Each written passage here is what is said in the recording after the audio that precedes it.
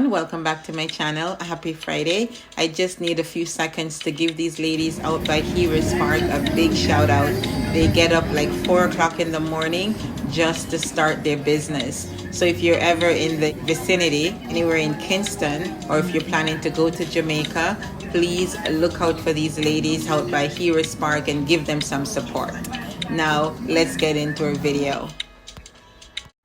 So we're going to go into the topic of homes, and we're going to take a trip through memory lane, like going through the different homes that we've seen in Jamaica, going from the Tainos right up to modern times, right? There's always been a problem, especially for the people at the lower end of the scale, to acquire a home.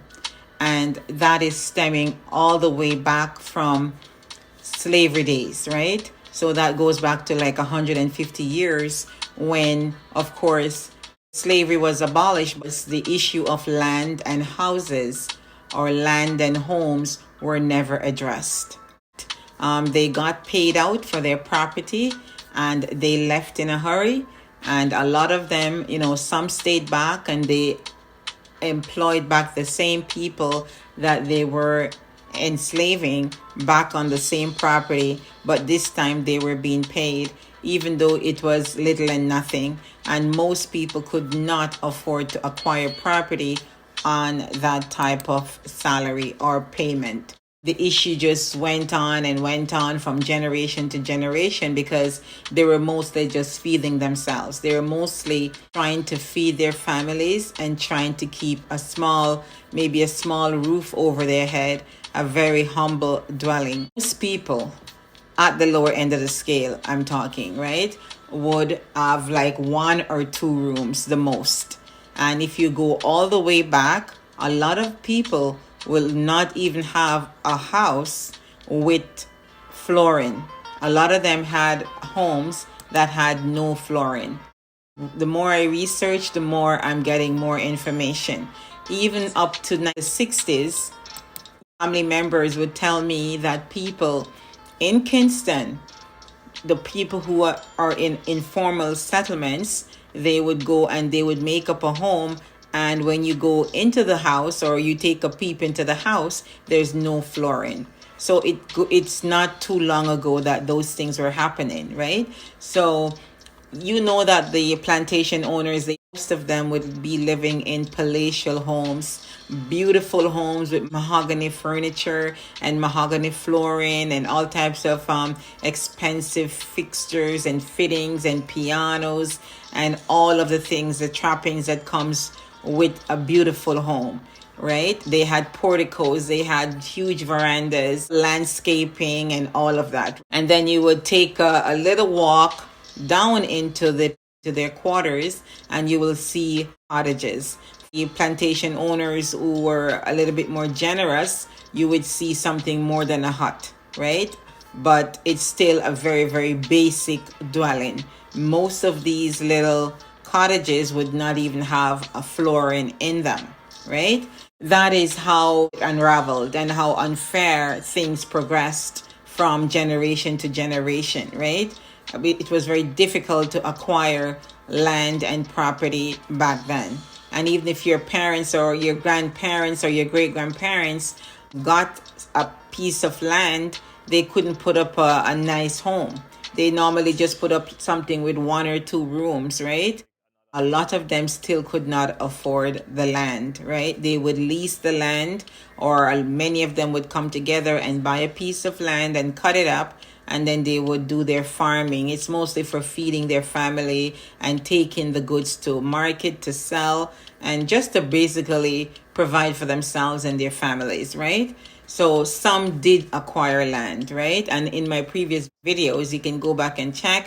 They would even give their money to white pastors to purchase the land for them, because sometimes they get pushed back when they try to purchase land, right? And then the pastor would cut up the land and hand it out to them. You find that many of them did not get a land title that way, right? Because it's in the pastor's name. So there's a lot of complications with that as well.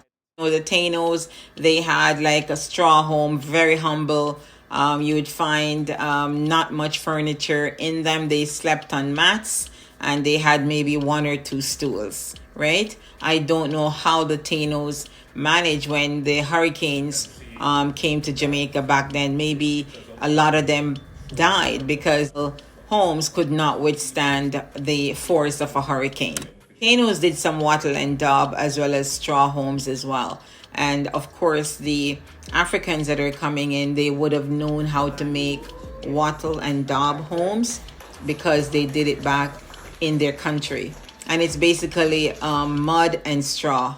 The straw would be holding the mud together, and they would use ash as well. The ashes came from the cooking, so they would incorporate that as well, and maybe some stones or gravel as well in certain areas, right? So that would be their cement type of thing, right? Never seen thatch roofing until I went to Dominican Republic, and I saw a lot of homes there with thatch roofing.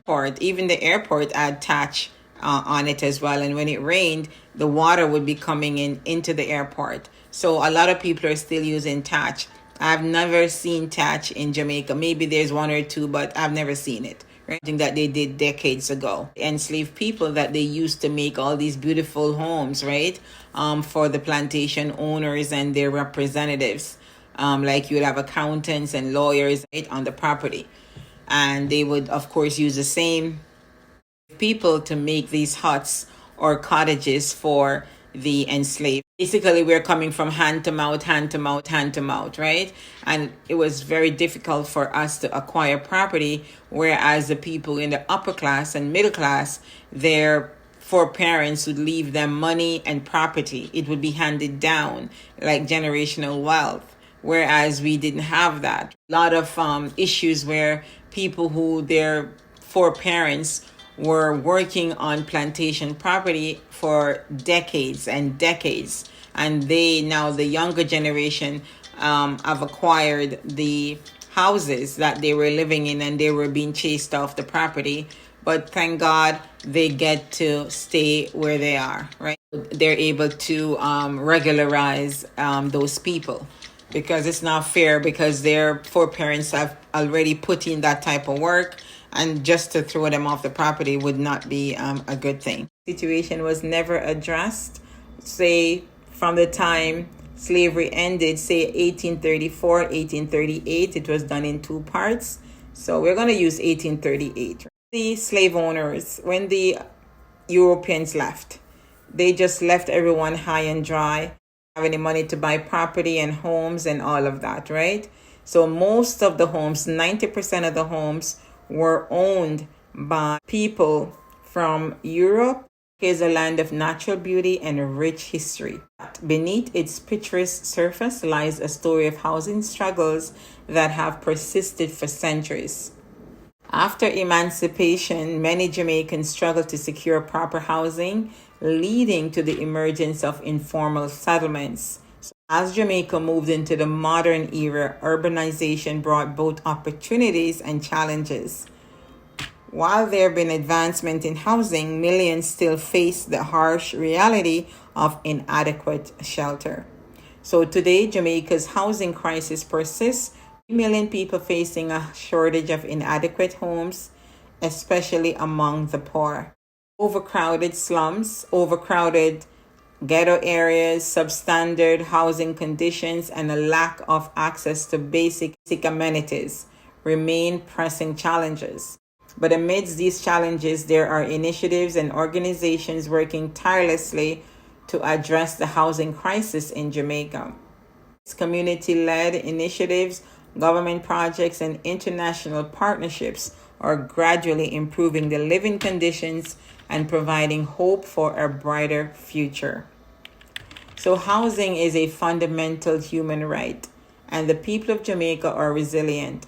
It's time for us to come together to build, to innovate, and to ensure that every Jamaican has a safe and dignified place to call home. In this land of resilience, let's work towards a future where housing is not a struggle, but a reality for all.